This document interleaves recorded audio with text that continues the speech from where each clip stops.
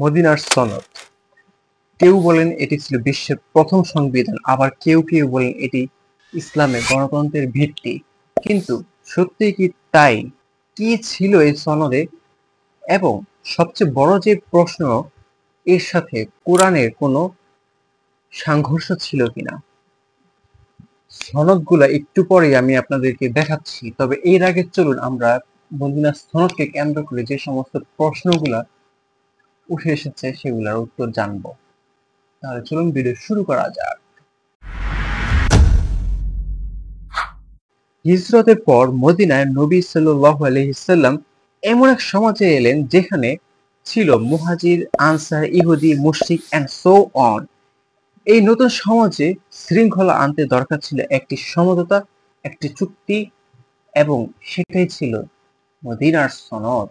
এটি ছিল মূলত একটি রাজনৈতিক চুক্তি যেখানে মুসলিম অমুসলিম সকলে নিরাপত্তা, স্বাধীনতা এবং পারস্পরিক দায়িত্ববোধ নির্ধারণ করা হয়েছিল। অনেক বক্তা বলেন মদিনার সনদ হলো ইসলামে গণতন্ত্রের ভিত্তি। কেউ বলেন এতে ইসলামের ধর্মনিরপেক্ষতার প্রমাণ দেয়। কিন্তু এই ধারণা সত্য নয়, কারণ কোরআনে আল্লাহ তাআলা স্পষ্টভাবে বর্ণনা করতেছেন সূরা মায়েদার ৪৫ নম্বর আয়াতে, যারা আল্লাহর নাযিলকৃত বিধান অনুযায়ী বিচার করে না সে জালিম।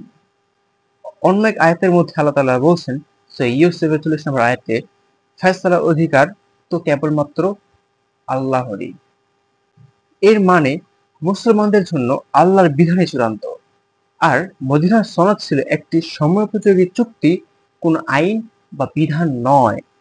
অতএব কোনো মানুষ, এমনকি নবীও আল্লাহর বিধানের বাইরে কোনো চুক্তি বা আইন দিতে পারে না। তবে পরিস্থিতি মোতাবেক কৌশলগত সমঝোতাই ছিল মদিনার সনদ।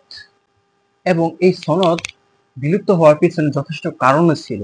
পরবর্তীতে যখন ইহুদিরা চুক্তি ভঙ্গ করে নবীজির বিরুদ্ধে ষড়যন্ত্র, অর্থাৎ বড় বড় তিনটি গোত্র বনু কাইনুকা, বনু নাজির, বনু কুরাইজা, অর্থাৎ তৃতীয় হিজরিতে অপমান এবং বিদ্রোহ, চতুর্থ হিজরিতে হত্যার ষড়যন্ত্র এবং পঞ্চম হিজরিতে যখন খন্দকের যুদ্ধে চরম বিশ্বাসঘাতকতা ধারণ করে, ঠিক তখনই রাসূল সাল্লাল্লাহু আলাইহি ওয়াসাল্লাম ষড়যন্ত্রের কারণে এই সনদের কার্যকারিতা শেষ করে দেয়।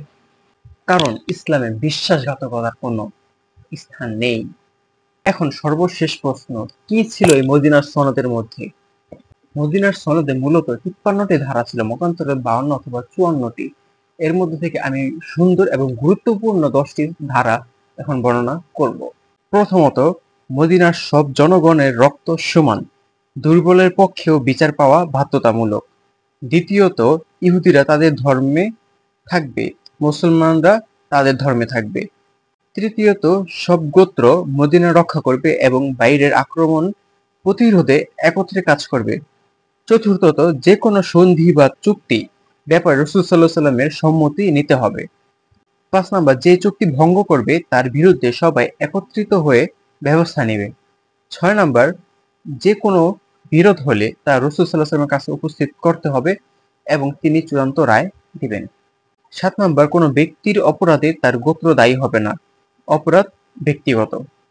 ৮ নাম্বার, সব সম্প্রদায় শান্তিপূর্ণ সহাবস্থানে থাকবে এবং পারস্পরিক দ্বন্দ্ব এড়াবে। ৯ নাম্বার, যে এই নগরের শত্রুকে আশ্রয় দিবে সে বিশ্বাসঘাতক হিসেবে গণ্য হবে। ১০ নাম্বার, এই সনদের কোনো ধারা রদ বা পরিবর্তন করা যাবে না। সুতরাং মদিনার সনদ ছিল সময়োপযোগী রাজনৈতিক কৌশল। এটি কোনো ইসলামের গণতন্ত্রের ভিত্তি না।